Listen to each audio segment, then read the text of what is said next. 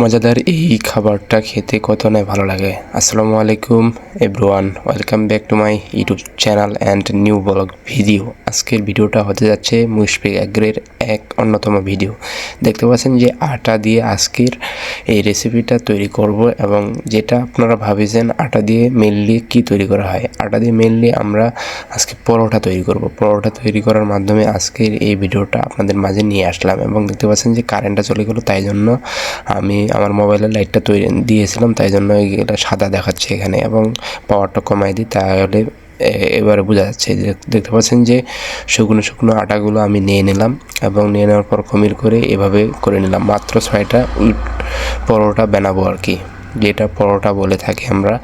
এবং এখানে তুল নিয়ে আসি, তুল নিয়ে আসার পর আমি সেই রুটিগুলো তৈরি করলাম, এবং রুটিগুলো দেখতে পাচ্ছেন যে অনেক সুন্দর হয়েছে আর কি। পরোটা যেটাকে বলে পরোটা আর কি, তেলে ভাজলে পরোটা, এবং সেগুলো আর কি রুটি বলে থাকে। এবং দেখতে পাচ্ছেন যে কত সুন্দর করে তৈরি করলাম। এবং এখানে আপনাদের জন্য একটা বিশেষ তথ্য বলে থাকি, আপনারা যারা যারা আমাকে নিয়ে মজা ঠাট্টা করেন অবশ্যই আপনারা বুঝবেন না আমার এই ভিডিওটা।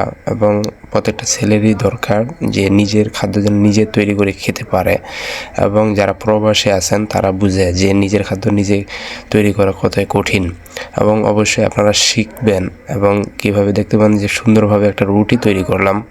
এবং আপনারা যারা যারা আমার এই ভিডিওগুলো দেখেন অবশ্যই আপনারা অনেক ধন্যবাদ, এবং লাইক কমেন্ট শেয়ার করবেন, এবং নতুন হয়ে থাকলে অবশ্যই আমার পেজটা ফলো করবেন এবং ইউটিউব চ্যানেলটা সাবস্ক্রাইব করবেন।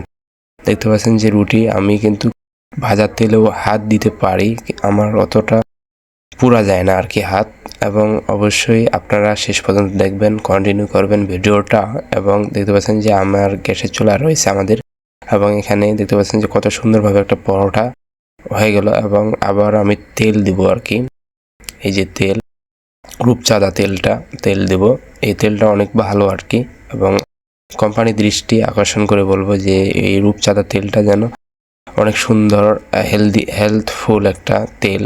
এবং দেখতে পাচ্ছেন যে 2টা পরোটা হয়ে গেল অলরেডি। এবং এখানে দেখতে পাচ্ছেন যে আমি যে একটা টেস্ট করব এই একটা পরোটা আর কি, মাছ ভাজি দিয়ে আর কি, যে গুঁড়া মাছ ছিল গুঁড়া মাছের ভাজি দিয়ে।